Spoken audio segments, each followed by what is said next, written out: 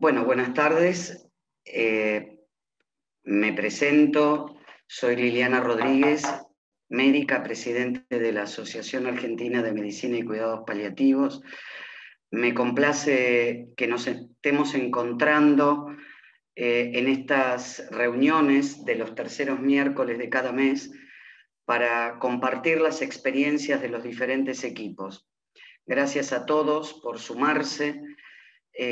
Y sobre todo gracias al equipo huésped en esta oportunidad, un jovencito equipo de cuidados paliativos integrado por profesionales de una vasta trayectoria, coordinado por la doctora Vanessa Policelli y la licenciada en psicología doctoranda Silvina Dulinsky, miembro de nuestra comisión directiva y amiga entrañable,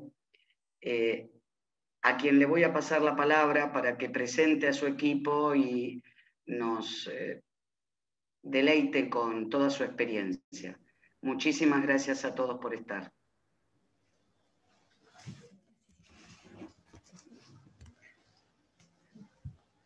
Bueno, buenas tardes. Antes de compartir la presentación y hacer una presentación formal de nuestro joven equipo, es lindo ser joven en algo, digo, así que voy a repetir mucho que somos jóvenes.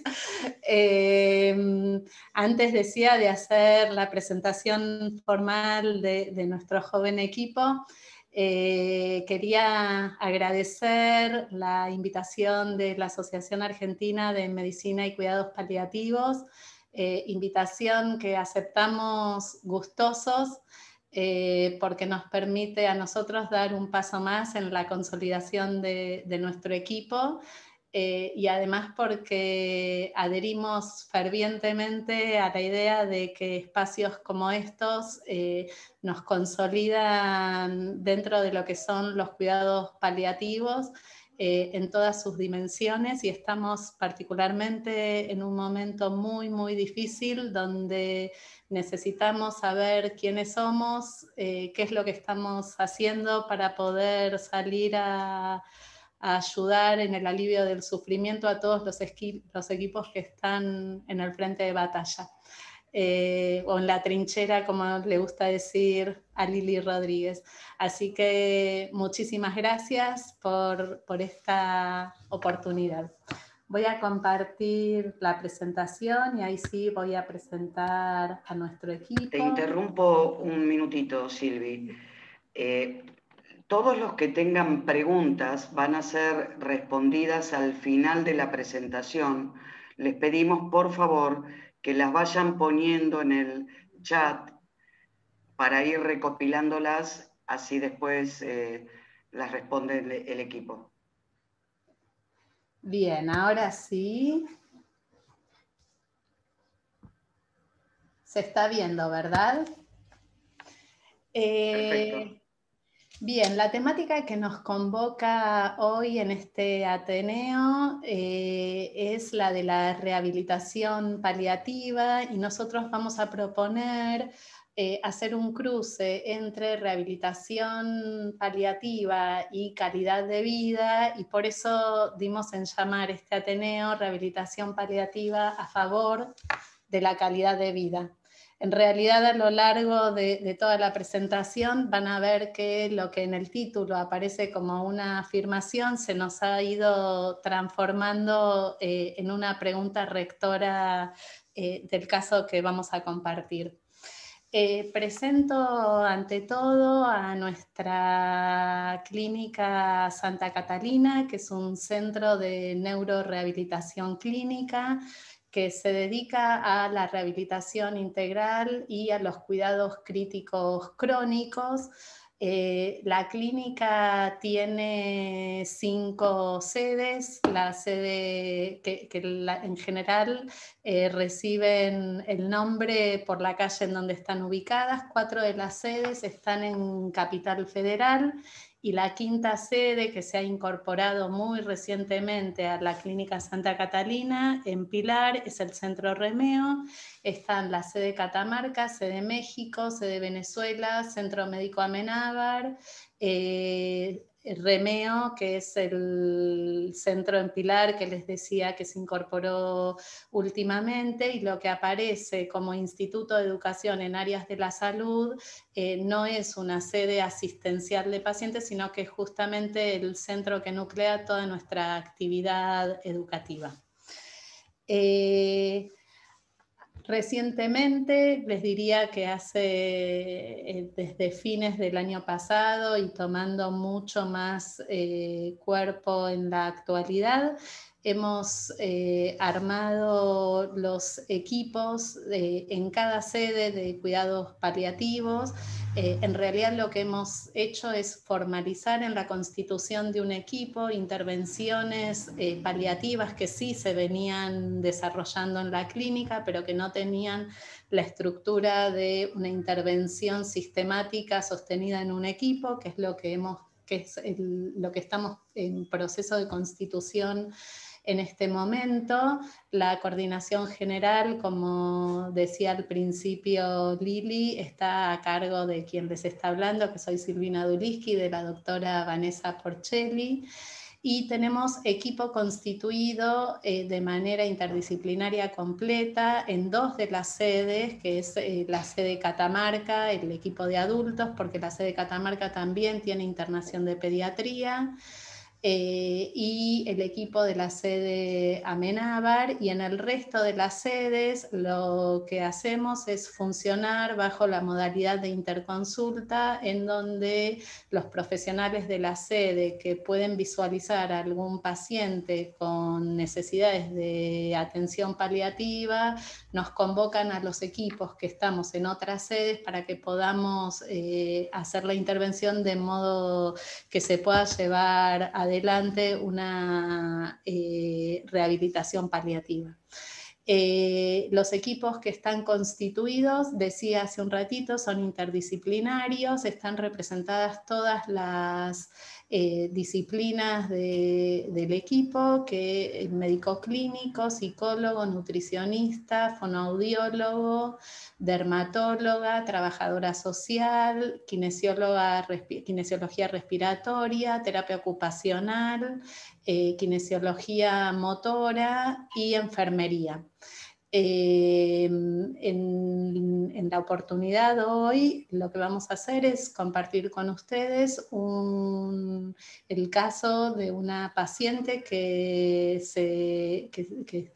está en realidad en curso en la sede Amenábar, así que la presentación va a estar a cargo del equipo rehabilitador de Amenábar, por supuesto con el soporte de todo el resto de los profesionales que forman parte de los equipos de las otras sedes. Decía al principio, vamos a presentar el caso de una paciente en cuyo transcurso de tratamiento se redefinieron los objetivos, pasando a plantear un tratamiento de rehabilitación paliativa. Es una paciente con un diagnóstico de enfermedad de base de esclerosis múltiple,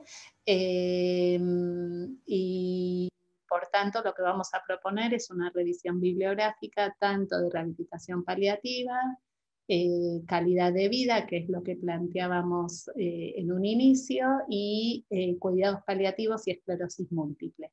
La disertación va a estar a cargo de la doctora Vanessa Policelli, de la doctora Marisa del Pelo, de la licenciada Alejandra Bonafine y de la licenciada Silvina Abrigo. Muchas gracias. Buenas tardes, yo soy la doctora Del Pelo y formo parte, como dijo la licenciada Duliski, del equipo rehabilitador de la Clínica Santa Catalina, y bueno, desde hace unos meses soy colaboradora en el equipo de cuidados paliativos. Para dar comienzo al Ateneo vamos a empezar con la actualización bibliográfica. Para ello tomamos como ejes temáticos 3 cuestionamientos que propuso el equipo. Primero, definir rehabilitación paliativa. Segundo, indagar si hay evidencias de que la rehabilitación otorga beneficios en la calidad de vida de los pacientes, y finalmente nos preguntamos si los pacientes con esclerosis múltiple deben recibir cuidados paliativos, ya que este es el tema seleccionado para la presentación de nuestro caso clínico.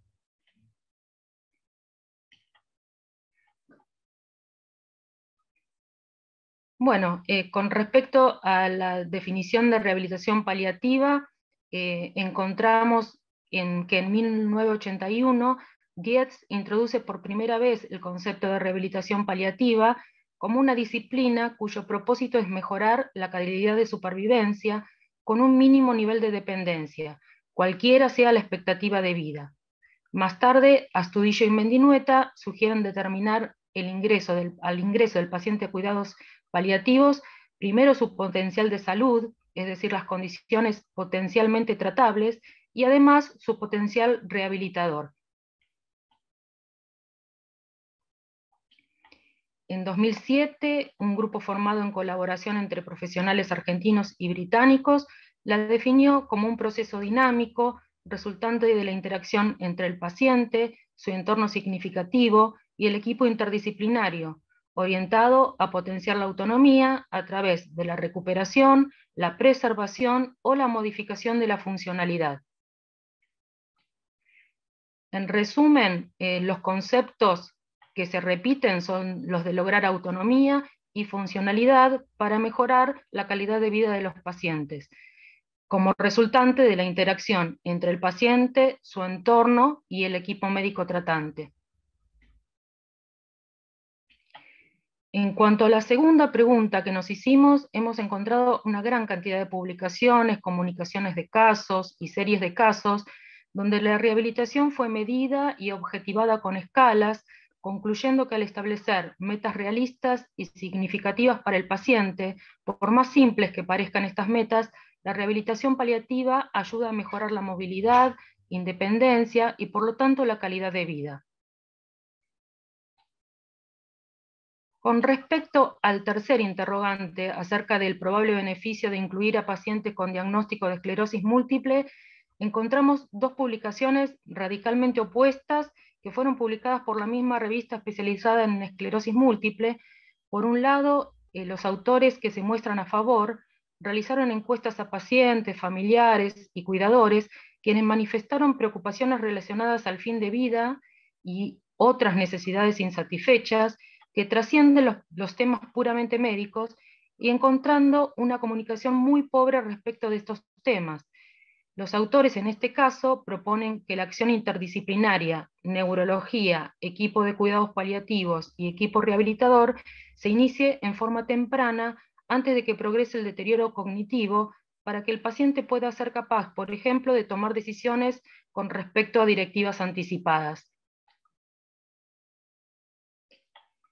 Por otra parte, hay quienes opinan que la mayoría de los diagnósticos de esclerosis múltiple se hacen en adultos jóvenes, quienes no están dispuestos a abordar decisiones de final de vida. Además, con el advenimiento de nuevos tratamientos que aumentan la sobrevida de los pacientes, la necesidad de estos pacientes de requerir cuidados paliativos sería muy limitada. Se hace difícil determinar cuándo inician la fase terminal, por lo que si se incluye al paciente con esclerosis múltiple en el equipo de cuidados paliativos, sería un exagerado uso de los recursos de salud.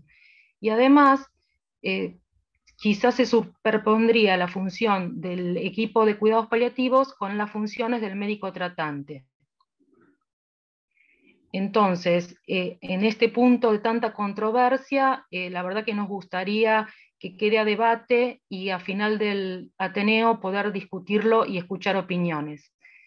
A continuación, se va a presentar el caso clínico a cargo de la doctora Vanessa Porcelli. Muchas gracias. Buenas tardes a todos, soy la doctora Vanessa Porcelli. Voy a proceder a presentar a la paciente que estuvimos trabajando en conjunto con todo el equipo. Nuestra paciente es María, tiene 51 años, ella es abogada, en actividad hasta los últimos casi 4 o 5 años, de acá para atrás, digamos desde el ingreso a la clínica hacia atrás. Tiene diagnóstico de esclerosis múltiple avanzada, Ella se encuentra en la actualidad sin tratamiento y sin seguimiento neurológico. Relata a la familia de la paciente que hizo múltiples tratamientos, ninguno con respuesta, incluso hizo tratamientos, digamos, experimentales, participó en tratamientos y todos fueron sin respuesta. Ella tiene internación en una clínica, en un centro de agudos, en noviembre del año pasado, del 2020, donde ingresa por una infección por COVID. El COVID que tuvo fue leve y intercurrió en esa internación con un episodio de broncoaspiración, motivo por el cual se le coloca una sonda de alimentación en esa internación antes de ingresar y ser derivada al centro de rehabilitación. Ella ingresa a Santa Catalina con diagnóstico de rehabilitar una polineuropatía de paciente crítico post-COVID. Cuando ingresa la paciente, presenta un muy mal estado general, la encontramos desnutrida, poliescarada, con la boca en mal estado general, con falta de higiene, con falta de piezas dentarias, y vemos que tiene una rigidez e inflexión muy importante en miembros inferiores. Entonces, ya en este momento advertimos que esto no era por la internación que había tenido recientemente en el centro de agudos, sino que tenía ya un tiempo de evolución.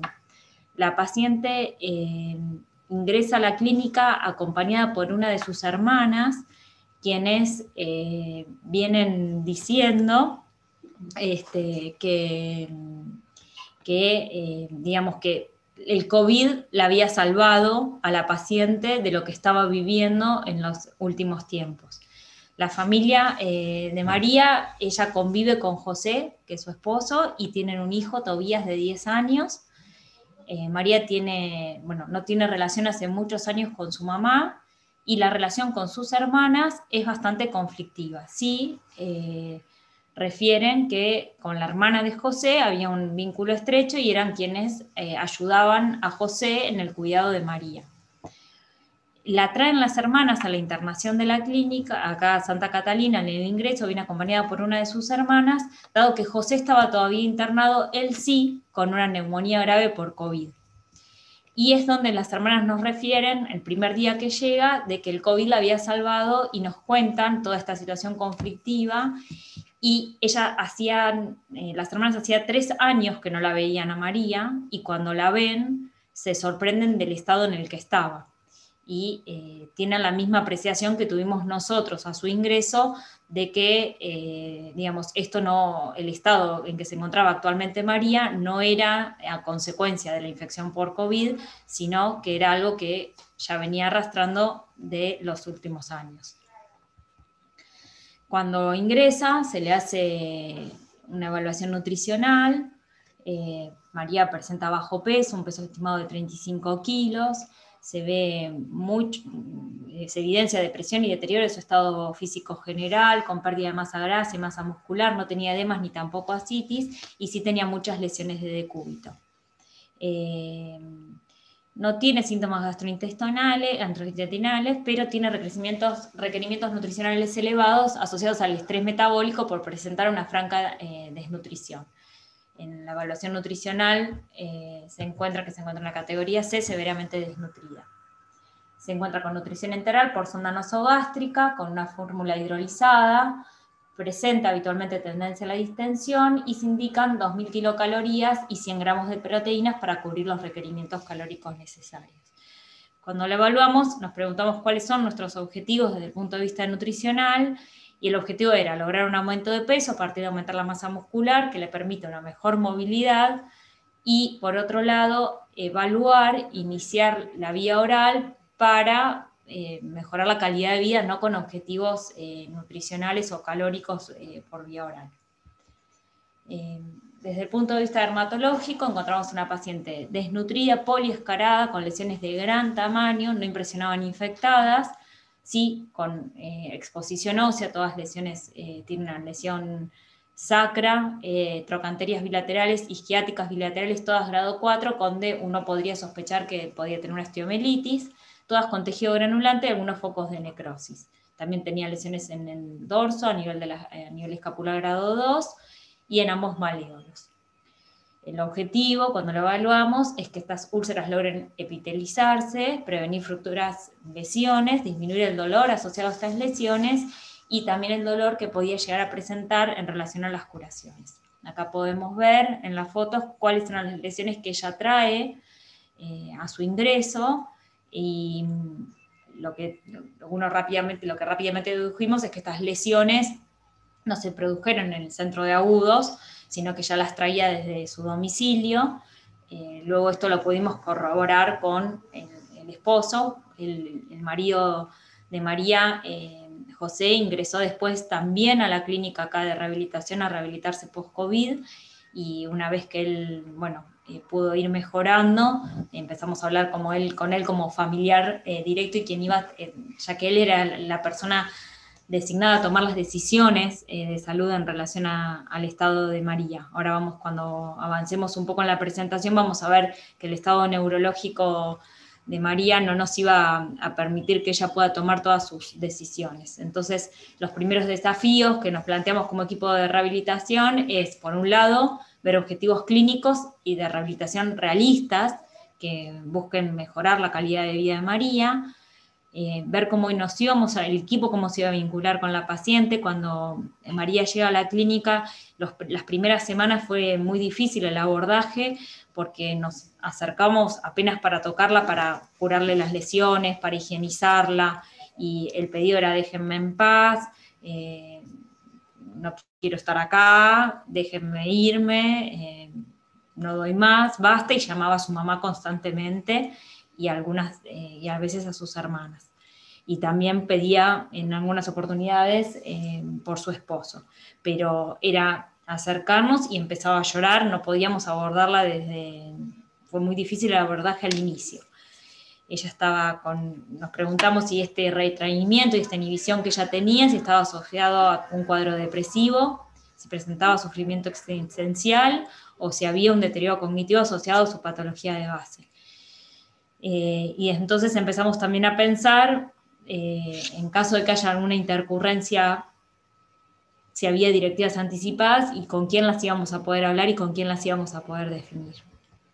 Entonces la propuesta surge ahí, incluirla a la paciente en el seguimiento de cuidados paliativos, iniciar una rehabilitación paliativa con el objetivo, o con estos dos objetivos iniciales, de mejorar la calidad de vida y de tener directivas anticipadas de fin de vida.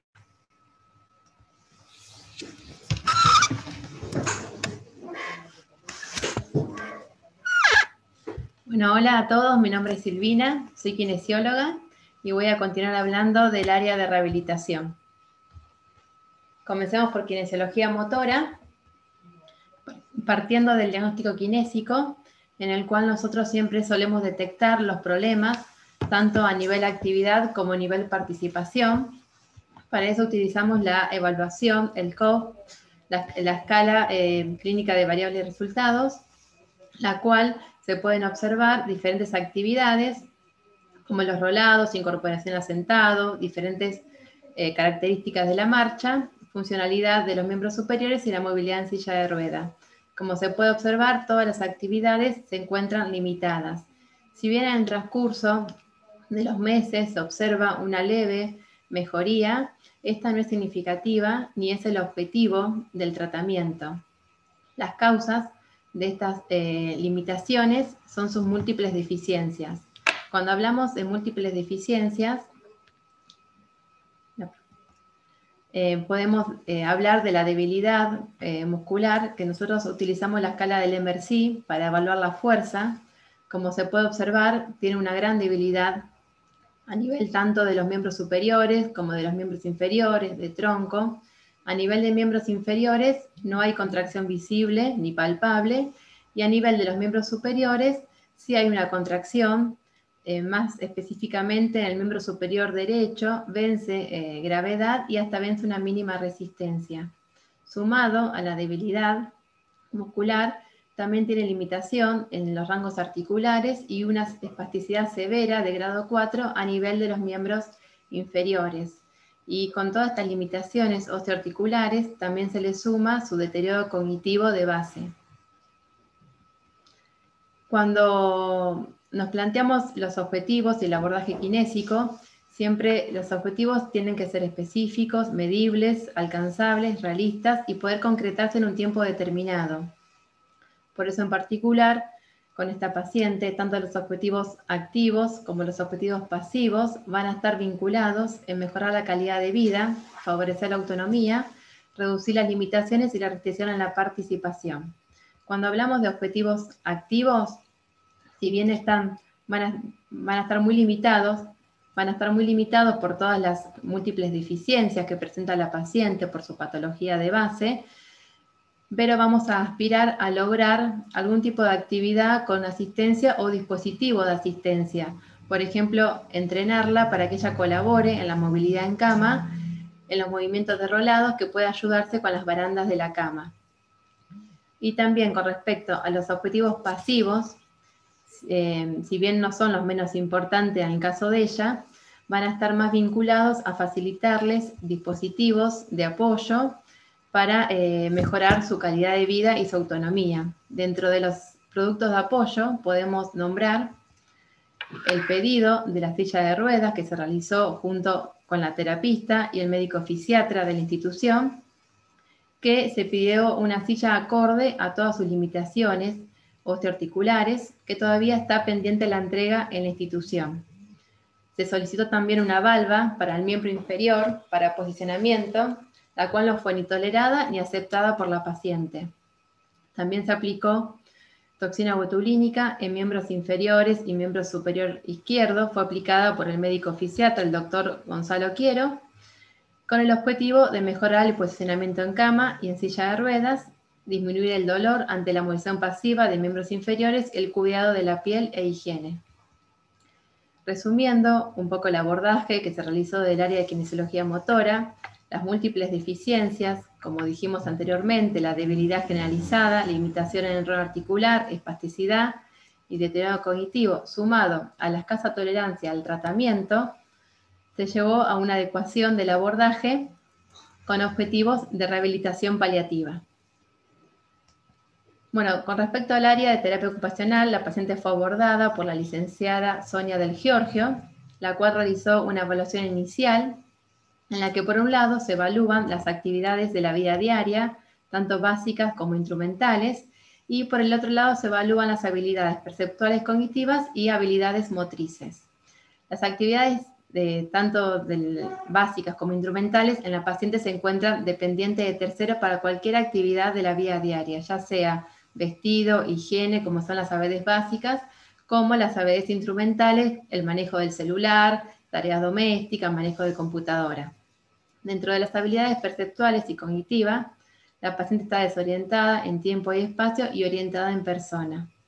Con lo que respecta a las habilidades motrices, incluye el cuadro motor que ya fue descrito anteriormente por el área de kinesiología, pero se puede aportar que su miembro superior derecho presenta temblor de intención, puede llevarse la mano a la boca, la mano a la cabeza, puede sostener un cubierto, un peine, un vaso, un celular.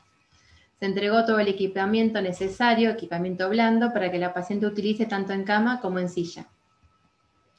Con respecto a la evaluación funcional que se realiza desde el área de terapia ocupacional, se utiliza la escala ALFIN de independencia funcional, la medida de independencia funcional, que evalúa cómo las limitaciones impactan en el desempeño de las actividades. Como se puede observar, presentó un puntaje muy bajo, tanto en la esfera motora como en la esfera cognitiva, por lo que se correlaciona con una dependencia total en todas las actividades de la vida diaria. Los objetivos que se trabajaron desde el área de terapia ocupacional fueron promover confort y bienestar, mejorar la calidad de vida y promover la autonomía. Dentro de favorecer confort y bienestar se brindaron cuidados posturales tanto en cama como en silla. Dentro de mejorar la calidad de vida se trabajó sobre la estimulación con el entorno, estimulación de las capacidades cognitivas y orientación, temporal y espacial, asesoramiento de la familia sobre adaptaciones y productos de apoyo para su hogar, evaluación y entrenamiento de productos de apoyo y adaptaciones. Con respecto al último objetivo, promover la autonomía, se mantuvieron rangos articulares, movilización activa de miembros superiores, optimizar destreza manual y coordinación, y con respecto a las ABD, se intentó incentivar actividades sencillas de arreglo personal e higiene menor. Con respecto a las intervenciones que se realizaron desde el área, se trabajaron aspectos biomecánicos como movilización pasiva, activo-asistida, motricidad fina y gruesa. También se equipó a la paciente en cama para evitar lesiones por presión y aumentar el confort. Se equipó también la paciente en silla de ruedas. Se utilizó una mesa escotada para posicionamiento de los miembros superiores. Se utilizó un abductor de rodillas para posicionar los miembros inferiores y utiliza un almohadón de goma espuma de alto perfil para aumentar la tolerancia a la sedestación. Se confeccionó un calendario para ayudarla en su orientación temporal. Se proporcionó un pulsador adaptado de timbre, como se puede observar en la foto, en la cual la paciente no accedió al uso del mismo, se negó rotundamente. Se ofrecieron favorecer el vínculo con su hijo, se le brindaron tareas, se le ofrecieron tareas como por ejemplo colorear imágenes de dibujitos que le gustaban a su hijo.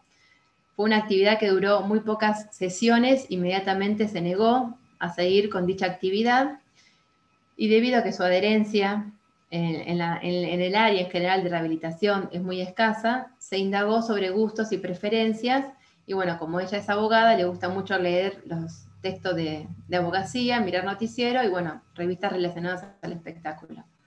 Su carácter fluctuante, su negación y su deterioro cognitivo dificultan la adherencia al tratamiento y a manifestar actividades de interés. Las tareas que le son propuestas son realizadas por breves periodos de tiempo y con poca tolerancia.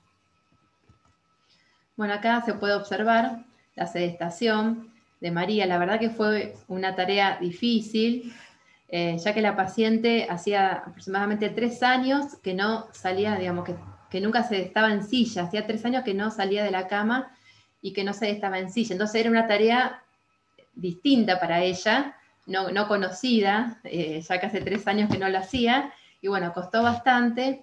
Con la ayuda de psicología y con los diferentes profesionales de las áreas, le explicábamos los beneficios de la sedestación y cómo le ayudaría a ella a vincularse con su entorno familiar y poder participar de diferentes tareas, tanto con su hijo principalmente, para fortalecer ese vínculo.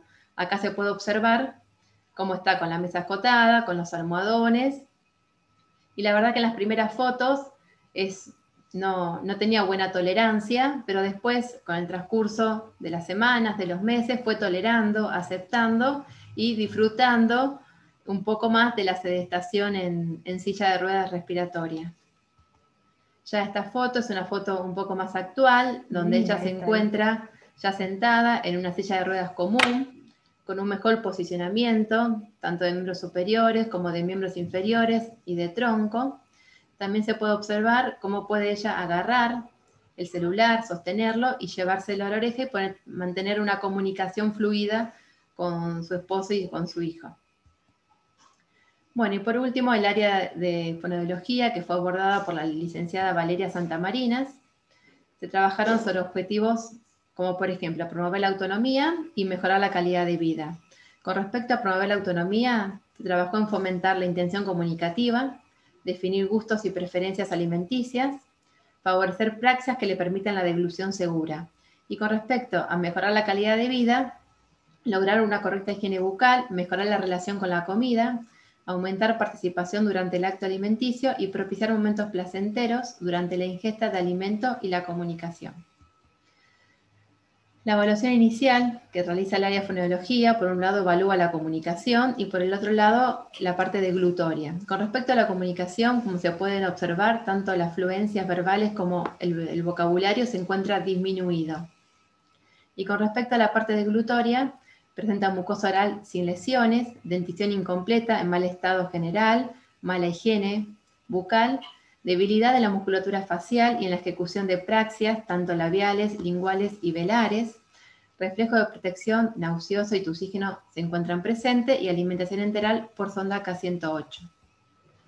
Con respecto a la escala de severidad de disfagia, arroja un valor de grado 3, que corresponde a una disfagia moderada, la cual puede tener una ingesta por vía oral, pero siempre con asistencia y con una dieta adaptada.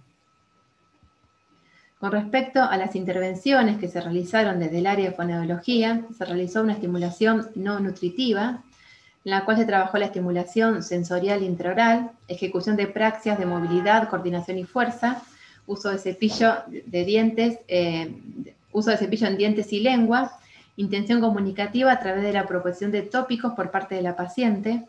También se realizó una estimulación con alimento. Se inició una ingesta de alimento procesado durante la sesión. Se observa una buena mecánica deglutoria, pero continúa con la baja tolerancia a la ingesta. Estas ingestas al principio fueron aceptadas y después fueron rechazadas o dependían mucho del estado de ánimo de la paciente.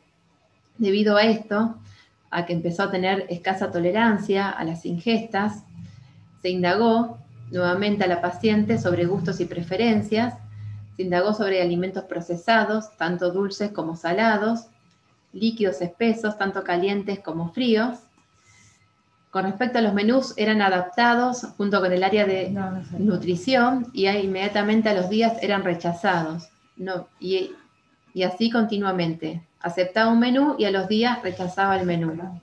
Con respecto a la reevaluación que se realizó desde el área, hubo un control de ingesta con sólidos blandos y líquidos aligerados. Se observó aceptable mecánica deglutoria, pero continuó con su baja tolerancia a la ingesta. Es capaz de comprender y expresarse, pero muestra poca intención comunicativa.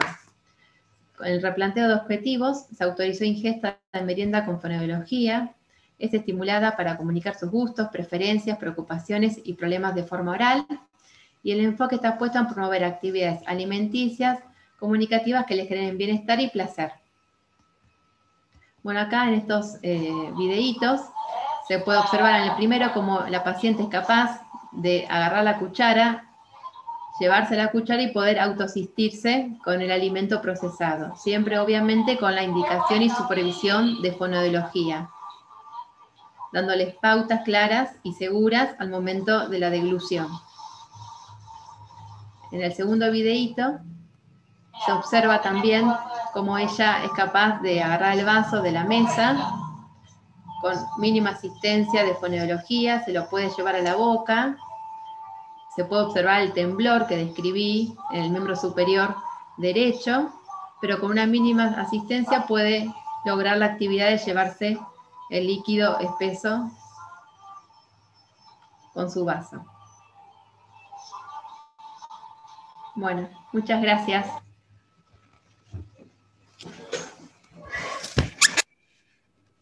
Hola a todos, mi nombre es Alejandra Bonafine, soy psicóloga y voy a empezar contándoles lo abordado por el área de neuropsicología, que está a cargo de la licenciada Úrsula Fairetti, neuropsicóloga de la institución. El primer encuentro se produce en enero con la paciente, donde se presenta una paciente que rechaza todo tipo de intervención, con un deterioro físico y un umbral de fatiga muy bajo, con lo cual no es posible administrar muchas de las técnicas con las que se cuentan para esta evaluación. De todas maneras, sí se administró algunos test del VAIS y el MOCA, cuyas conclusiones fueron las siguientes. La paciente presenta un dominio muy alterado de las diferentes funciones cognitivas con marcadores patológicos.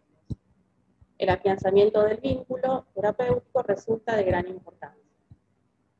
Al mes siguiente, en febrero de este año, el encuentro con la paciente se modifica, aparece una paciente más receptiva, con buena disposición, lo que permite que se administren nuevas pruebas. Las conclusiones a las que se arriban es que las pruebas administradas evidencian deterioro en la velocidad de procesamiento, alteración de la generación de palabras a partir de restricciones fonológicas y semánticas, dificultades para la denominación. La amplitud atencional se encuentra conservada, pero hay alteración de la memoria de trabajo. En cuanto al área de psicología, vamos a diferenciar tres momentos que si bien son dinámicos, cada uno de ellos posee ciertas características significativas y predominantes que le dan cierta especificidad. En un primer momento es el momento del encuentro con la paciente y la constitución del vínculo terapéutico. Una paciente que se presenta con un deterioro físico general, que impresiona ir más allá de la progresión de su enfermedad de base, desorientada en tiempo y espacio, con un deterioro cognitivo y con un clima predominantemente de depresión y abatimiento. A nivel comunicacional, en un primer encuentro, esta es nula, la paciente frente a mi presencia no responde ni verbal ni gestual, ni siquiera intenta entablar contacto ocular conmigo, frente a lo cual me viene la pregunta: ¿qué podré hacer por María? ¿En qué podré ayudarla? ¿Y cómo intervenir con una paciente con estas características? En principio sostuve una presencia activa a la espera de que emerja un sujeto con el cual poder interactuar. María empezó a comunicarse predominantemente a nivel gestual y corporal, me miraba, me escuchaba y en ocasiones buscaba mi mano, a la cual se aferraba con firmeza, para luego empezar a responder en forma monosilábica a preguntas muy simples, con un tono de voz muy bajo y con un gran esfuerzo por parte de ella. En función de estas características es que los objetivos principales sobre los que se abordó en el primer momento fue armar y sostener este vínculo de manera tal de poder iniciar un proceso de trabajo, acompañar, apoyar y contener emocionalmente a la paciente. Se da así un segundo momento donde María empieza a manifestar su dolor, refiere extrañar a su familia que a veces obedecía a su familia de origen, a sus hermanas y a sus padres, refiriendo querer ir a su casa con ellos. Recordemos que el padre está fallecido hace 8 años y era con quien mejor relación tenía la paciente de su familia de origen. Y con su madre siempre hubo una relación conflictiva y ambivalente y este vínculo estaba cortado, ¿no? Y otras veces este extrañar se refería a José, su marido. Por este entonces, su hijo no aparece en el discurso, por lo menos no aparece en forma espontánea. Y la frase que denuncia María, cargadas de angustia y llanto, son las siguientes. Dice: no aguanto más todo esto, quiero ir a mi casa, José me da tranquilidad. En ese momento se hace una reevaluación psicofarmacológica a cargo de la psiquiatra de la institución y en coincidencia con esto se inician las visitas de su marido. Visitas frente a las cuales la paciente se emociona, las espera, busca aferrarse a él, escucha lo que él tiene para decirle. Y José, en su mensaje, la incita, digamos, a colaborar en el proceso de rehabilitación, haciendo principal hincapié en la sedestación, que es lo que se estaba empezando a trabajar y que era difícilmente tolerada por la paciente, y también, insisto, pone el acento en el tema de la alimentación. En principio, un poco, digamos, como para que en función de estos logros, la vuelta a casa estaría más cerca y también la posibilidad de compartir situaciones de la vida cotidiana en familia. Esto tiene un efecto positivo en la paciente, se observa mejoría anímica y una mayor colaboración en todas las áreas de la rehabilitación. Pasamos hacia un tercer momento, un momento donde María está más tranquila, los niveles de angustia y llanto que aparecían en el momento anterior ya no aparecen, por lo menos con la misma intensidad y frecuencia. En general hay una mayor predisposición a los encuentros, que hace que estos sean más ricos, a veces son más fluidos e incluso se empieza a extender el tiempo de duración de estos encuentros. Mientras que en los momentos anteriores eran bastante acotados, en este momento empiezan ser más fluidos, lo que permite empezar también y favorece ahondar y acercar un poco más acerca de su deseo, acerca de qué es lo que desea María. María en este momento sostiene su deseo de querer volver a su hogar con José y con su hijo Tobías y estar tranquila. Hijo que empieza a aparecer en su discurso en este momento, requiere extrañarlo, requiere querer verlo. Y es así que empieza también a tener comunicaciones a través de videollamadas con él mismo. Por este entonces momento se acompaña a la paciente valorando su esfuerzo, evidenciando sus logros con el objetivo de mostrarle lo logrado y cómo esto puede repercutir en encuentros más ricos con sus familiares, no solo en calidad sino en cantidad. Todo ello también apuntando a favorecer la toma de una decisión dentro de las posibilidades y limitaciones de la paciente, más libre, más cercana a su deseo y en función de ello hacer prevalecer su autonomía. En cuanto al área de trabajo social, a cargo de la licenciada Romina Militelo, se evaluó en un primer momento el sistema de cuidados previos a la internación, que estaba centrado en las cuidadoras en domicilio y cuidado del esposo, con una desvinculación de la familia de origen, es decir, de sus hermanas, sobrina y madre. En cuanto a la red de sostén, solamente se permitió la vinculación con una de sus hermanas, su hermana mayor, con visitas que estaban pautadas tanto por María como por su esposo. También dentro de esta red de sostén está su cuñada, la hermana de José, que fue la responsable del cuidado de Tobías durante toda la internación de María, y que es un gran sostén de José. En cuanto a los ejes de evaluación desde el área social, el objetivo central se centra en la autodeterminación y ellos en función de 3 ejes. Estos ejes son el derecho a decidir, el bienestar social y la vulnerabilidad.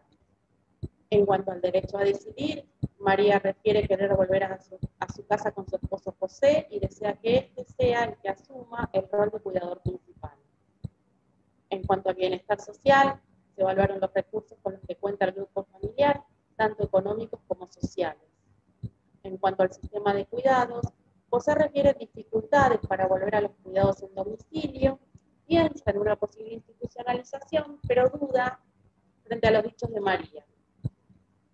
No alerta del deterioro en el estado de salud previo a la internación, lo que nos lleva a pensar o a preguntarnos si podemos decir que es un descuido en la atención de María. Y esto nos ubica en el tercer eje, el eje de la vulnerabilidad. Podemos pensar que María queda vulnerable en la toma de decisiones sobre la continuidad de sus cuidados, esto es volver a su domicilio o perpetuar los cuidados en una institución, y ello se debe en parte, esta vulnerabilidad, a que no se le brinda la información al respecto. Bueno, habiendo hecho un recorrido lo más ajustado posible a lo que fue y es la realidad de este seguimiento y acompañamiento difícil, COVID mediante, enfermedad que nos va limitando fuertemente por todos lados, digo, habiendo hecho un recorrido, decía, lo más ajustado posible a lo difícil que nos ha resultado cada una de las intervenciones que compartimos, seguramente surgen muchísimas preguntas, inquietudes, comentarios que vamos a estar gustosos de poder compartirlo. Nosotros intentamos transmitir algunas de las preguntas que para nosotras fueron doctoras en todo este seguimiento y que, bueno, de alguna manera fueron el impulso en la escritura y en la confección de este Ateneo para poder compartir con ustedes, y centramos la discusión clínica en 4 cuestiones que nos parecen centrales. Una de las preguntas que nos hacíamos es si para iniciar, sostener, acompañar el proceso de directivas anticipadas y eventualmente de adecuación del esfuerzo terapéutico, era necesaria completar la valoración neurocognitiva. Nos preguntábamos si la rehabilitación paliativa mejoró de modo persistente la calidad de vida, si es que eventualmente la mejoró, y por eso al principio yo decía que habíamos partido de una relación que se nos había transformado en una pregunta. Y si eventualmente hubo una mejora en la calidad de vida, si esa mejoría se sostuvo en un deseo genuino de la paciente, y si pensamos en el deterioro cognitivo que hemos consignado a lo largo de todo el seguimiento, una de las cuestiones que nos preguntábamos era cómo evaluábamos esto que dimos en llamar deseos genuinos de la paciente con deterioro cognitivo.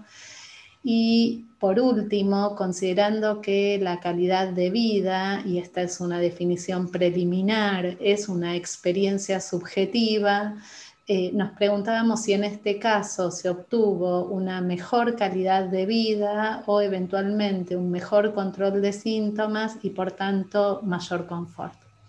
Bien, abrimos el espacio de intercambio. Muchas gracias.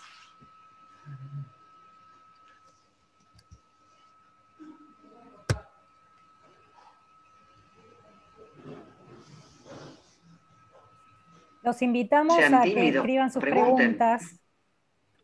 Yo aprovecho que desmuteé mi micrófono para felicitar al equipo por la impecable presentación. Es un caso extremadamente complejo, con la complejidad que nos imponen los pacientes con enfermedades neurológicas, particularmente en el contexto de pandemia, en el contexto social que estamos viviendo en nuestro país. Así que la felicito, realmente un trabajo impresionante. Yo creo que a la primera pregunta, la rehabilitación le dio mejor calidad de vida, me parece que no hay discusión. Y bueno, invito a que hagan preguntas o comentarios y después seguir, digamos, participando y aportando a este caso tan interesante. Acá veo, perdón, me autoadministro las preguntas, no puedo evitar ir leyendo, perdón. Maru Zampayo, que además la presento ya que nos está preguntando, es la coordinadora del área de kinesiología motora de la clínica. Nos pregunta nos felicita por la presentación y nos pregunta si pudimos medir calidad de vida con alguna escala. Contesto después si alguien tiene ganas de tomar la posta.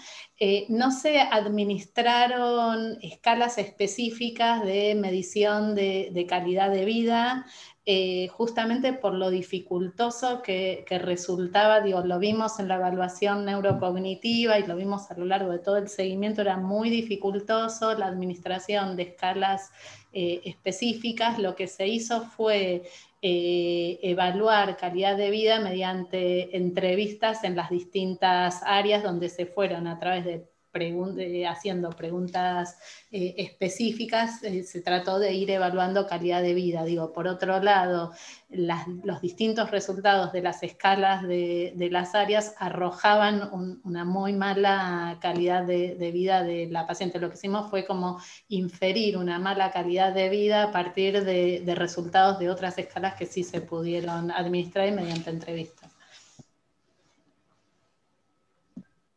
Ahora sí, no sé si hay más preguntas. Ahora no, sí, ahí tenemos otra para Sil y todo el equipo. Buenas noches para todos. Bueno, Peri pregunta, ¿cuánto tiempo de seguimiento llevaron a la paciente? Porque hicieron un gran trabajo de evaluación y tratamiento. Ay, ¿cuándo ingresó? No tengo, dame la fichita que ya les decimos, pero entró en diciembre creo que. Más o menos, Silvi, no se puede quedar diciembre. exacto, pero por eso, porque es muy poco tiempo de evaluación, a eso iba. O sea, muy poco tiempo entre la evaluación, lo que lograron para mí con la paciente. Está bien, un trabajo interdisciplinario excelente. Entonces, nada, me parece que se logró mucho. Y quiero hacer un comentario con lo que hiciste recién, la respuesta que diste, Silvi, con respecto al tema de calidad de vida. Me parece excelente que se puede inferir con una buena evaluación multidisciplinaria que hay una mala calidad de vida. Las escalas de calidad de vida muchas veces, la verdad es que varían absolutamente de un día para el otro con nuestros pacientes. Y yo creo que uno puede inferir que los pacientes tienen una mala calidad de vida con un montón de recursos desde el equipo que se pueden ir evaluando, y que el paciente indirectamente está contestando y está diciendo. Entonces, me parece que estar midiendo con una escala específica a este tipo de pacientes, la verdad que no tiene mucho rédito, pensando en que esto lo podemos hacer de una manera mucho más completa, como se hizo acá. Así que felicitaciones a todo el equipo. Sí, yo pensaba recién, bueno, ahí ya, perdón, me voy a disgregar un poquito, pero pensaba en una frase de Marañón que dice que la mejor herramienta con la que contamos es la silla y la oreja al lado de la cama de los pacientes. Me parece que no podemos perder de vista que son pacientes muy frágiles, muy vulnerados, con muchísimas intercurrencias, digo, que con el cuerpo muy tomado por la enfermedad y el deterioro, y me parece que tenemos que ser como rigurosos y respetuosos en la elección de escalas de medición, porque la escala puede ser un motivo más de fatiga a pacientes que ya están fatigados. Entonces, bueno, la entrevista clínica me parece que para muchos de nosotros sigue siendo la herramienta de evaluación por excelencia. Muy bien, pasamos a otra pregunta. Partiendo de las condiciones en las que llegó a Santa Catalina, ¿reevaluaron dejar como cuidador principal al marido? Sí. Sí. ¿Y qué pasó? En realidad fue así, el marido vino como modo familiar después que él se fue de alta de acá, él vino acá traqueostomizado, se rehabilitó muy bien y se fue con muy poca secuela para caminar, ¿no, Silvi? Sí. Y la verdad es que después vino, él adjudica al que ella estaba en tanto descuido, la verdad que no es una persona muy abierta para la comunicación él, fue muy difícil la entrevista con él. Él dice que a raíz de la pandemia, la paciente, él dejó de recibir el apoyo de enfermería y que por ese motivo él tuvo que curarle él las escaras y que por eso empeoró. Las hermanas, que tuvimos varias entrevistas con las hermanas, dicen que nada, que se deprimieron mucho al verla cómo estaba. Hay como una situación ahí en donde nuestra María, la paciente, siempre como que todas las decisiones las tenía que tomar su esposo, y eso se lo transmitió cuando ella estaba en mejores condiciones a sus hermanas también, y ella se pelea las hermanas refieren que ella tenía un carácter muy fuerte y se pelea y pide a las hermanas que no la visiten más y que todas las decisiones tenían que pasar por el esposo.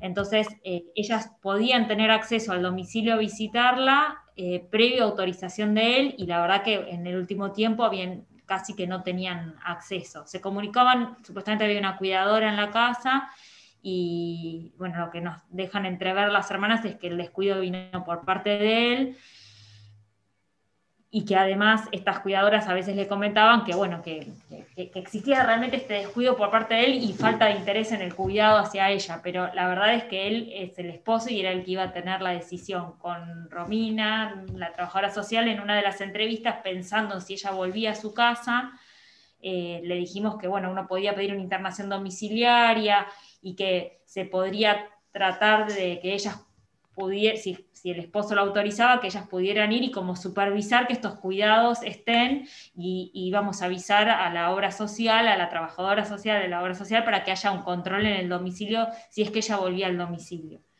En la última entrevista que tuvimos con el esposo, probablemente ella no vuelva al domicilio y vaya a otra institución de cuidados que está buscando.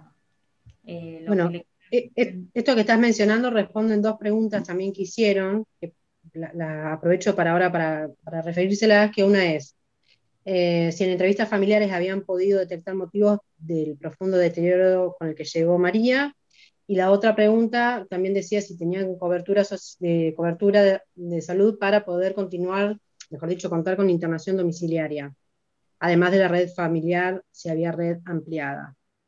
Sí, las hermanas, cuando les comentamos que la idea del marido era que vaya a otra institución, se pusieron contentas en realidad, como dijeron, bueno, por lo menos de esa forma está garantizado el cuidado, ¿no?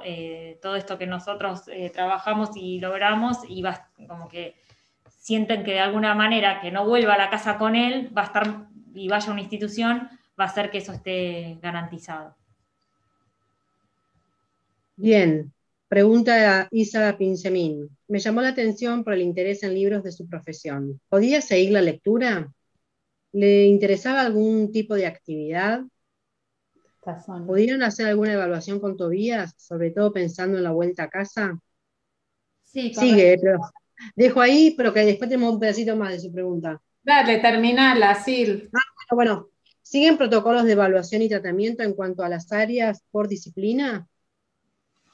Bueno, con respecto a las actividades de interés de la paciente, y que siempre la tratamos más que nada del área de terapia ocupacional, de vincularla con el hijo nuevamente. Recuerdo que para diciembre, para Navidad, acá en la clínica se hizo una actividad donde se colorearon tarjetas para Navidad, cada paciente le ponía una intención o un deseo para la familia. Le dijimos si ella quería hacer esa actividad para que se la hagamos llegar a su hijo, y la verdad que ella dijo que no. Digamos, cualquier actividad que uno le proponía para acercarse a su hijo, ella decía que no. En ese momento estaba internado acá en la institución su marido, y él sí accedió a la actividad y le mandó una tarjeta de parte de los dos. Pero ella no accedió a ninguna actividad que se la pudiera vincular con el hijo. Aceptaba pintar o algunas imágenes infantiles, pero no era algo que lo hiciera continuo, sino que inmediatamente se negaba. Con respecto a las evaluaciones, a los protocolos, nosotros sí, desde las diferentes áreas, hacemos evaluaciones mensuales, tanto del área de kinesiología, terapia ocupacional y fonoaudiología, y se van reevaluando los pacientes mensualmente hasta los 3 meses, y ver realmente si hay cambios significativos en las evaluaciones. Si hay cambios significativos, se puede hacer una 4ª evaluación, y si no, se evalúa en el momento del alta. Y con respecto a la lectura, no, la verdad que fue algo que ella tenía intención de leer, pero la verdad que no lo pudo hacer, no puede tener un seguimiento para hacer una correcta lectura ni abogacía ni de cualquier material. Agrego algo, por una cuestión práctica, no estamos interviniendo todos en las respuestas, pero está todo el equipo usando nuestra voz para enviar algunas respuestas a las preguntas que están haciendo. Una de las cuestiones que agregaba recién Romina Militelo, que es nuestra trabajadora social, ustedes preguntaban de manera acertada por el vínculo de la paciente con su hijo, y la realidad es que la relación con el hijo ha sido, hemos observado que es una relación muy distante. El hijo está en tratamiento y nosotros no podemos decir cuál es el diagnóstico del nene, pero está en tratamiento por algún trastorno afectivo que no sabemos cuál es, y nos parecía, nosotros una de las cuestiones que hacemos como equipo es un ateneo virtual intersedes una vez por semana, y la verdad es que en cada reunión de equipo había una preocupación muy, muy importante, digo, más allá de todas las preocupaciones que teníamos en relación a María, había una preocupación permanente por la vinculación de María con el hijo, y la verdad es que teníamos miedo de forzar una vinculación en el punto en donde no había una demanda real de la paciente por ver a su hijo. Veíamos una renuencia importante del esposo a facilitar esa vinculación, entonces nos parecía que era dar un paso sin tener las condiciones de seguridad para que sea un encuentro cuidado. Con lo cual ahí hemos sido por lo menos prudentes. Quería agregar una cosita más con respecto a esto del hijo. La realidad es que la paciente casi no lo mencionaba al hijo en su discurso. Cuando hablaba de extrañar, apuntaba más a José, básicamente. En algún momento se empezó a indagar si ella tendría interés en verlo y posibilitar de alguna manera una entrevista, y la respuesta fue como rotunda, ¿no? Dijo, no, este no es un lugar para que venga, y no, y quedó ahí. Sí apareció últimamente a hablar de su hijo como, bueno, que lo extrañaba, pero muy tranquilamente, digamos, no apareció una desesperación por ver a su hijo, y tampoco era avalado por José, ¿no? Además. Bueno, seguimos avanzando con las preguntas, esta vez de Gabriela Páez. Dice, respecto a las directivas anticipadas, ¿ella está en condiciones de tomarlas en esta instancia de su estado general? No estaba en condiciones de tomarlas. Lo hablamos con el esposo cuando si te presentaba algún tipo de intercurrencia o de descompensación, y él dijo que no quería que se realice ninguna maniobra invasiva, darle el tratamiento, digamos, de confort y aliviar el sufrimiento, pero no, por ejemplo, si tuviese un episodio de broncoaspiración o una nueva neumonía, no intubarla, no hacerle nada invasivo y no reanimarla en caso de que lo requiera. Él tomaba la decisión, o sea, ella no estaba en condiciones de tomarla, pero bueno, él dijo que eso ya lo tenían como claro de antes.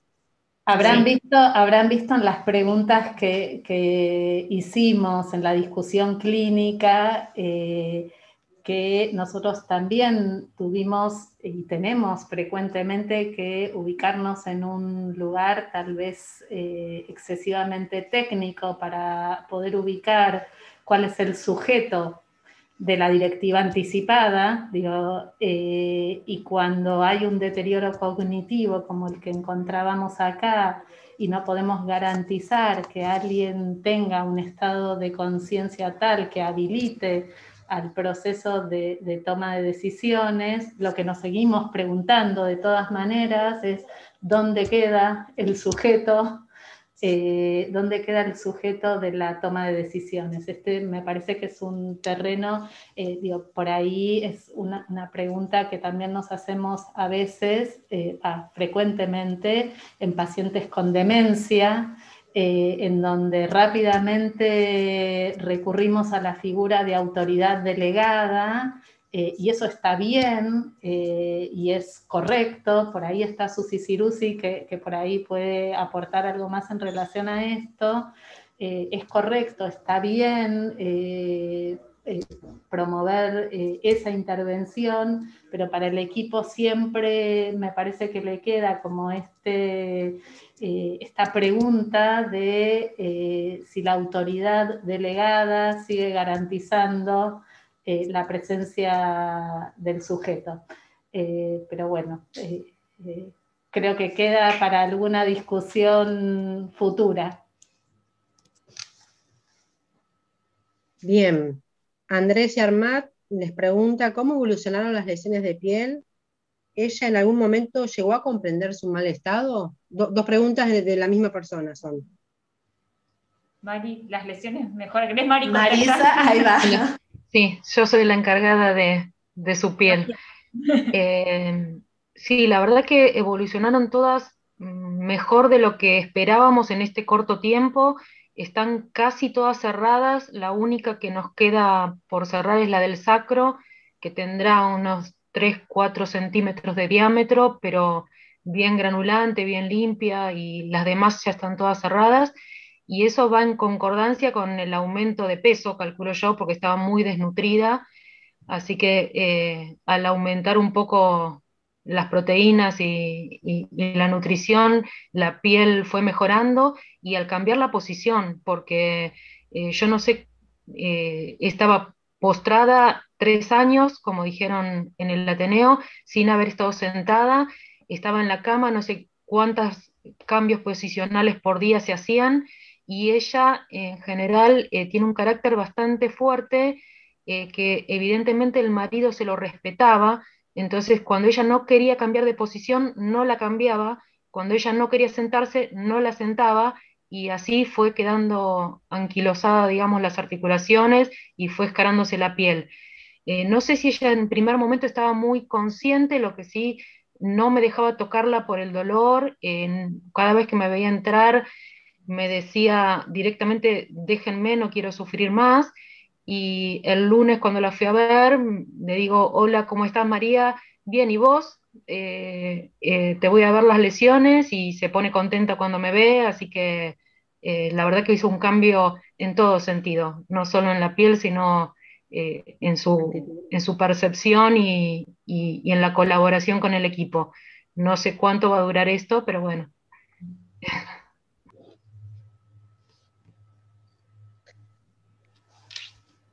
Bueno, sin más, de todo el mundo agradeciendo la participación, la exposición, eso es lo que dicen mucho en el chat.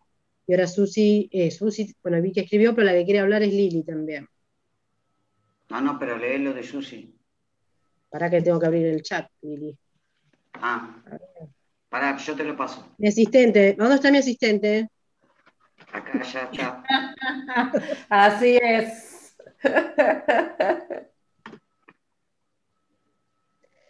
Dice Susi, parecería que ante la ausencia de alarma del deterioro de la paciente por parte de su esposo, se podría discutir bastante su autoridad como subrogante. En esos casos hay que emplear un filtro más, que permita analizar la decisión subrogada a través del principio de razonabilidad y proporcionalidad al objetivo terapéutico trazado y a la trayectoria de la enfermedad, balance riesgo-beneficio. Bien. Eso es soporte con respecto a lo de las directivas anticipadas. Sí. Bueno, en mi comentario iba un poco, abrieron la presentación como preguntando si los cuidados paliativos eran adecuados para pacientes con esclerosis múltiple. Y es real que los que ya peinamos muchas canas, vimos cambiar el curso de la evolución de la esclerosis múltiple en los últimos 30 años, de una enfermedad rápidamente mortal y sin opciones de tratamiento, a hoy debe haber en el mercado cerca de 20 drogas moduladoras de la respuesta inmunológica en el paciente con esclerosis múltiple. Pero igual sigue siendo como de mal pronóstico si debuta con una forma primariamente progresiva. Y acá una pregunta. ¿Saben cuál fue la forma de presentación de esta paciente? ¿Y por qué viene esta pregunta? Porque si su debut fue en una primaria progresiva o en algún momento cambió de recaída-remisión a secundaria progresiva, ahí el mal pronóstico en tiempo incierto ya era previsible.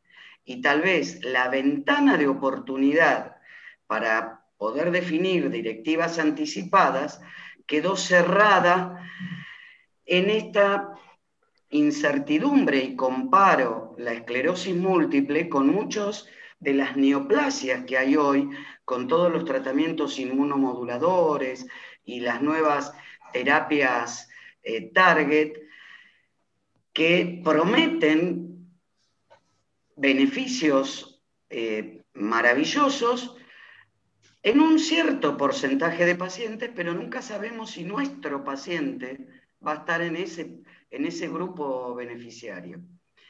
Y esto, bueno, coincido con Susi, que lo dice desde la mirada legal y bioética, con todo su saber, pero como médica, a mí hoy me surge, ¿qué decisión anticipada hoy espero de María?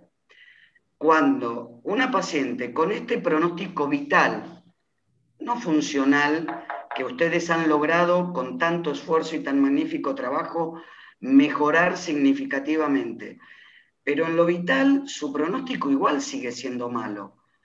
Esta paciente me parece que pensar en medidas de soporte vital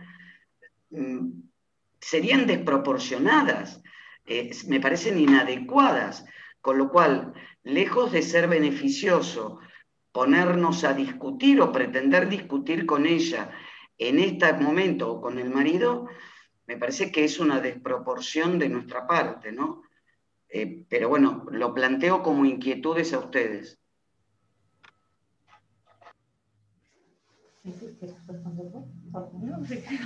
Sí, fue lo que nos pasó fue un poco lo que nos pasó durante todo, desde que llegó, digamos, eso, la descripción fue perfecta, digamos. Era una primaria progresiva, tenía mal pronóstico, hizo muchos tratamientos con ninguno y ninguno obtuvo buena respuesta. Nunca pudimos tener contacto con este esposo digamos, con el neurólogo que la seguía. Él se puso muy contento con estos logros de poderla sentar en una silla de ruedas y dice que se lo comunicó al neurólogo y que se sorprendió el neurólogo de lo que habíamos logrado. Con ella creo que nunca nos planteamos hablar con ella, la directiva anticipada, sí, todo el tiempo tuvimos como esta sensación de que la estábamos mejorando para que, ¿no? Fue un poco esa... creo que nos tranquilizó un poco a todos que esta decisión del marido de que no vuelva a su casa, para asegurarnos que por lo menos, no sé, no se lastime más la piel, por ejemplo, y no tenga más dolor, o sea, asegurarle lo que nosotros pudimos considerar que iba a ser su calidad de vida y brindarle que tenga confort y que en caso de que tenga alguna intercurrencia que pueda recibir un tratamiento justamente de esto, de confort y no generarle ninguna otra mayor sufrimiento, ¿no es cierto? De todas maneras, a mí me gustaría agregar algo en esto. Te agradezco, Lili, el comentario porque es muy, muy interesante y súper pertinente y nos convoca a nosotros todo el tiempo a pensar cuál es nuestro telón de fondo de las discusiones que tenemos en relación a los pacientes. Yo creo que desde el vamos, ninguno de nosotros dudaba del pronóstico de esta paciente y de que cualquier medida de soporte iba a ser de una futilidad absoluta y sobre todo desproporcionada. Con lo cual nuestra discusión respecto del proceso de directivas anticipadas no se abocaba exclusivamente al pronóstico, al mal pronóstico de esta paciente, sino a tener presente todo el tiempo que nosotros hacemos cuidados paliativos en un centro de rehabilitación, ¿sí? Donde los pacientes ingresan al centro de rehabilitación no con una expectativa de rehabilitación paliativa, sino con una expectativa y una promesa de rehabilitación, y que posiblemente cuando nosotros no podemos alcanzar esa promesa, los pacientes posiblemente sean derivados a algún otro lugar o frente a alguna intercurrencia, la familia nos pida esa derivación. Entonces, en relación a eso, nosotros estamos todo el tiempo anticipando este mal pronóstico y la necesidad de directivas anticipadas, no específicamente en relación al pronóstico, sino a la posibilidad de que los pacientes transcurran final de vida en algún otro lugar que no sea la clínica de rehabilitación. Con lo cual, me parece que no es algo menor a tener en cuenta. justamente cuando nosotros nos sentamos a discutir la necesidad de empezar un proceso de acompañamiento, de directivas anticipadas o de adecuación del esfuerzo terapéutico, es porque estamos todo el tiempo con una interlocución que no nos beneficia, que es la posibilidad de derivación al domicilio o a un centro de agudos de los pacientes, donde el final es malo. Digo, a veces los finales son peores que los pronósticos. Sí, tal cual. ¿Cuánta conciencia tenemos que generar para que los paliativos o las acciones paliativas no se contradicen ni contraponen con terapias de otra índole, incluso las inmunomoduladoras, sobre todo pensando en lo incierto de la respuesta, y ni que hablar de las complicaciones potenciales de esos tratamientos, abocándonos solo a esclerosis múltiple, y la necesidad de trabajar lo más precozmente con estos pacientes y estas familias, porque en otro momento, hace un año atrás, a lo mejor hubiera podido, no sé, hacer un montón de otras cosas. Las felicito, chicas, maravilloso. Perdón, Pilar Muñoz, terapista ocupacional, quiere hacer un comentario. Si se le puede abrir el micrófono. Hay que avisarle. Sí, ahí te habilité, Pili. Ay, gracias, doctora Minatel. Licenciada. Y a Silvina Di Catarina, ya que estás, Peri. Ay, Silvina Di Catarina, ya está, Silvina. Bueno, tomando un poco esto que traía Silvina, ¿no? Digamos, las expectativas con que los pacientes, las familias ingresan a un centro de rehabilitación, considero que es un desafío enorme el que tiene el equipo, y que el camino que están transitando, la verdad que es un camino difícil y va a ser una experiencia pionera para muchos otros lugares que están justamente intentando hacer algo parecido, ¿no? Quizás me surgen algunas preguntas que no tienen que ver con la presentación propiamente dicha, sino con cosas que vengo, digamos, pensando hace ya algunos años desde que trabajo en este campo, y una de las cuestiones tiene que ver justamente con esto de la calidad de vida que traían en la presentación, con la imposibilidad o la insuficiencia a veces de medirla con alguna herramienta estandarizada y validada, pero también con la necesariedad de que algo de la subjetividad del paciente esté puesta en esto, ¿no? Por supuesto que la mayoría de las veces pesa todo en la inferencia, o la mayoría de las veces pesa más la inferencia del profesional que del paciente cuando existe alguna dificultad en la comunicación. Pero de todas maneras creo que es muy difícil hablar de calidad de vida si no tenemos un ápice de la perspectiva del paciente en esto, ¿sí? Entiendo que cuando hay dolor físico no podemos hablar de calidad de vida, por supuesto, digamos, hay como cuestiones que son previas, pero me queda quizás insuficiente pensándolo en mi práctica, el hecho de pensar que una buena calidad de vida se traduce en la posibilidad o no de tener mayor o menor asistencia en una actividad, ¿no? Como terapista ocupacional. Desde ese punto de vista, hace ya algunos años que estoy en conflicto con las evaluaciones estandarizadas. Esto parece un curso de autoayuda, pero les juro que va a algún lugar. Porque las evaluaciones estandarizadas en nuestra área son muy crudas, y a veces en nuestros pacientes los cambios, que a veces son muy sutiles, muy sensibles, no son registrados de manera positiva. Entonces a veces pareciera insuficiente lo que uno va trabajando con el paciente, ¿no? Y se empieza a hacer cada vez más necesaria la evaluación cualitativa del impacto de nuestras intervenciones, no solamente desde lo cuanti, que entiendo que muchas veces en un centro de rehabilitación tiene un peso enorme, pero también desde lo quali, en donde quizás desde lo cuanti no veamos tantos progresos, pero desde lo quali, desde la experiencia, uno puede obtener mucho más feedback, ¿no? Y desde este punto de vista, inclusive hasta uno quizás pueda construir un vínculo diferente que no implique el trabajo con la funcionalidad propiamente dicha, que ese es un desafío para el rehabilitador, ¿no? Esto de no ir y decir, bueno, directamente, porque es como un vicio que tenemos, equipo, hago esto, hago lo otro, ABD, ¿no? Y sino hacernos como esta pregunta más amplia de decir, bueno, a ver, ¿para dónde voy? ¿Qué es lo que quiero trabajar? Ofrecer experiencias que quizás no tienen que ver con la funcionalidad, pero que hacen al vínculo, que hacen, buscando un poquito el disfrute, la conexión con el otro, que no tenga que ver con quizás un dato más duro. Digamos, esto no, me parece que el caso está excelentemente abordado y trabajado, digamos, pero esto me lo planteo como un desafío dentro del campo de la rehabilitación para todos aquellos que nos identificamos con esto, ¿no? En donde es un camino que inició hace muy poco en realidad, pero que todos tenemos, y sobre todo los que hacemos paliativos hace más tiempo, como cierta responsabilidad de profundizar.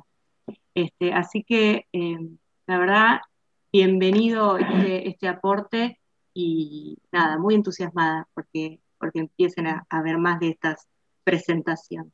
Gracias a todo el equipo.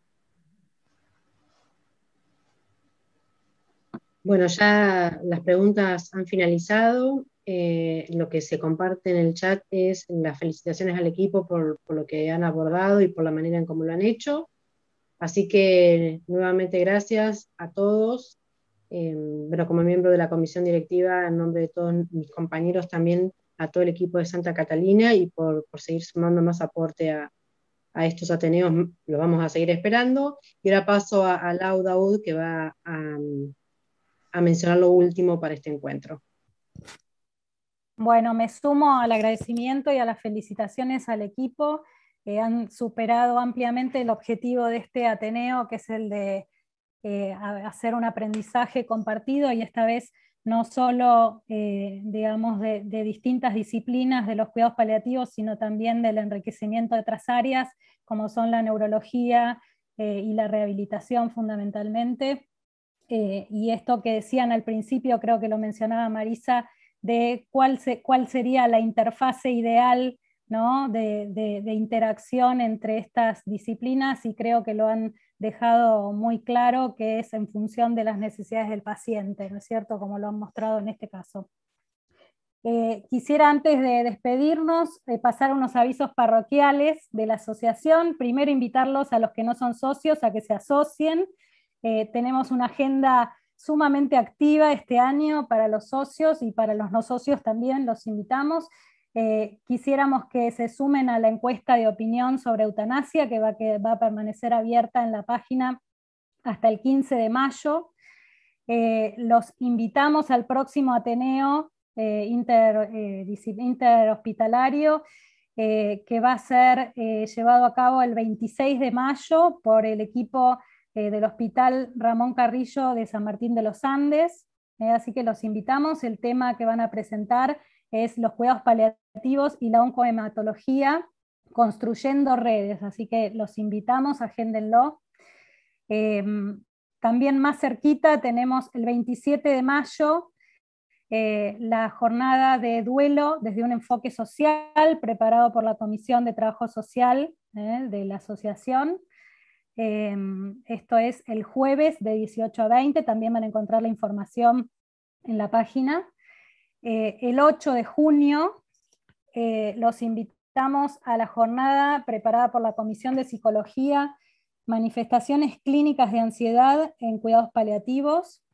Y finalmente les comentamos a todos los profesionales del área de rehabilitación que ya se ha fijado la fecha para la primera reunión de la Comisión de Rehabilitación de la Asociación, que va a ser el día 3 de mayo. Toda esta información la van a encontrar en la página, así que los invitamos a que la exploren y que agenden todas las actividades. Sin más, que ya estamos sobre la hora, les pedimos que si quieren abrir las cámaras para poder despedirnos y sacar una última foto de este encuentro. Muchísimas gracias a todos por la presencia. ¡Felicitaciones! Muchas felicitaciones a las chicas. Gracias por todo. Gracias. Luz escribió también.